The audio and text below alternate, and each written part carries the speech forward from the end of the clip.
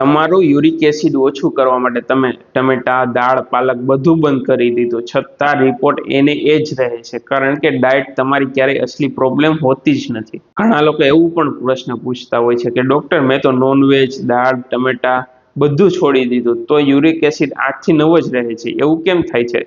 સવારે ઉઠું ત્યારે અંગૂઠામાં દુખાવો થાય, આ શું ગાઉટની શરૂઆત છે કે બીજું કંઈ છે? શું યુરિક એસિડ આખી જિંદગી દવા વગર કંટ્રોલ નહીં થાય? સાચી વાત એ છે કે યુરિક એસિડ ફક્ત ખોરાકનું ગણિત નથી, શરીર પોતે જ પ્યુરિન બનાવે છે, ખાસ કરીને જ્યારે કિડનીની એક્સર્શન ક્ષમતા ઘટે અથવા તો લીવર મેટાબોલિઝમમાં ડિસ્ટર્બન્સ હોય ત્યારે.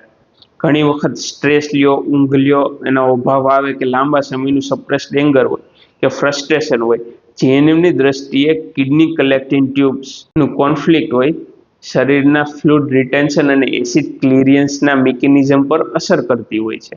એટલે જ ડાયટ કંટ્રોલ કરવા છતાં એને એ જ નંબર રહેતા હોય છે, કારણ કે તેનું રૂટ કોઝ ડાયટમાં નથી, બોડીના રેગ્યુલેશનમાં હોય છે. જો આ રૂટ કોઝને ઇગ્નોર કરવામાં આવે તો ધીરે ધીરે જોઇન્ટ્સમાં ક્રિસ્ટલ ડિપોઝિટ થાય છે અને ગાઉટ, એટેક, કિડની સ્ટોન કે પરમેનન્ટ જોઇન્ટમાં ડેમેજ સુધીની જવાની શક્યતા વધી રહેતી હોય છે.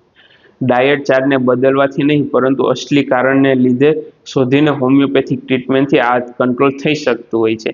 એટલે જ કામ કરો કે તમને અમારા ક્લિનિક પર કોલ કરો અથવા તો મેસેજ કરો અથવા તો મળી જાઓ.